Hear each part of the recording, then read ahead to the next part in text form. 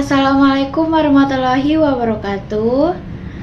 My name is Nika Ravalina, Management Class 23A NPM 234110994. Here I will explain the material regarding business feasibility study meeting. Aspect of business assessment. First, customer and producer market and marketing. Second, technology. Third, management and organization. 4. Finance. 5. Economic and social. 6. Legal. And 7. Environmental impact. Pertama, aspek pasar dan pemasaran. Aspek ini dimaksud untuk menilai apakah perusahaan yang akan melakukan investasi dari segi pasar dan pemasaran memiliki peluang pasar yang diinginkan atau tidak. Seberapa besar potensi pasar bagi produk yang ditawarkan dan seberapa besar pangsa pasar yang akan dikuasai oleh pesaing saat ini. Lalu, bagaimana strategi pemasaran yang akan diterapkan untuk menangkap peluang pasar yang ada? Ada riset pasar yang dilakukan dalam aspek ini. Aspek pasar termasuk seberapa besar pasarnya, mengukur dan memperkirakan permintaan penawaran, pertumbuhan permintaan atau tren dan proyeksi, pesaing antar produsen, siklus hidup produksi, dan ketergantungan bisnis pada produsen, konsumen, dan sumber daya alam.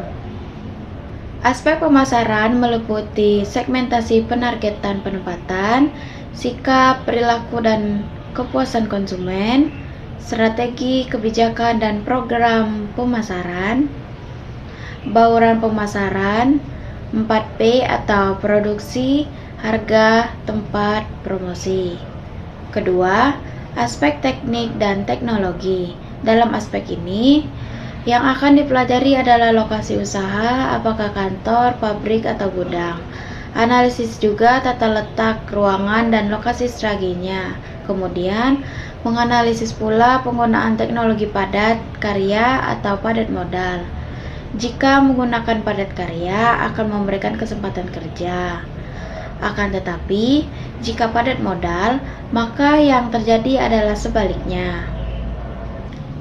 Metode penilaian lokasi, penilaian bobot atau faktor rating method, pasar, bahan mentah, angkutan, tenaga kerja, listrik, perbandingan harga atau cost comparison method, bahan mentah, bahan bakar dan listrik, biaya operasional, biaya umum, dan lainnya.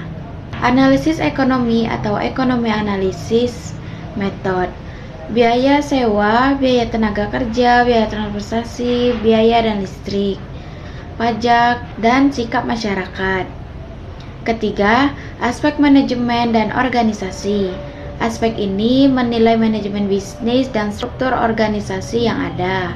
Proyek yang dijalankan akan berhasil apabila dijalankan oleh orang-orang yang profesional, mulai dari perencanaan, pelaksanaan, hingga pengendalian. Juga mempelajari bagaimana struktur organisasi diperlukan dalam tipe tersebut, bentuk badan usaha, rencana kerja, struktur organisasi, koordinasi, implementasi, dan pengendalian. Keempat, aspek keuangan.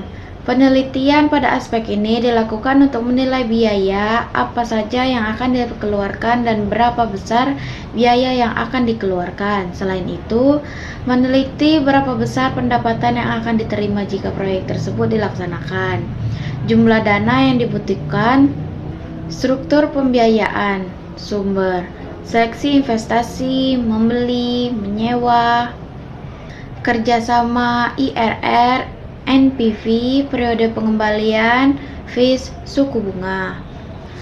Kelima, aspek ekonomi dan sosial.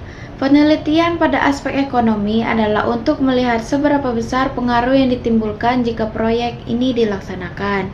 Dampak ekonomi apa yang ditimbulkan seperti adanya peningkatan pendapatan, masyarakat baik yang bekerja di dalam pabrik maupun yang berada di luar lokasi pabrik.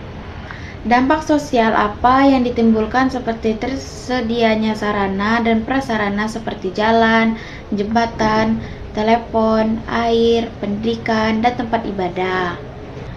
The sixth, legal aspect. This aspect discusses the issue of the completeness of the validity of company document, starting from the form of the business entity to the permit held.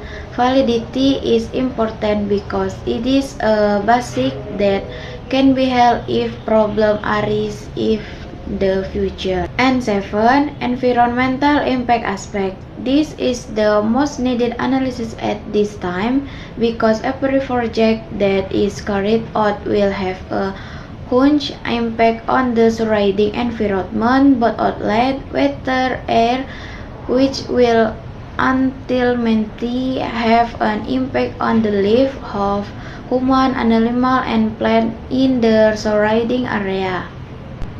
Maybe that's all I can see. Thank you. Wassalamualaikum warahmatullahi wabarakatuh.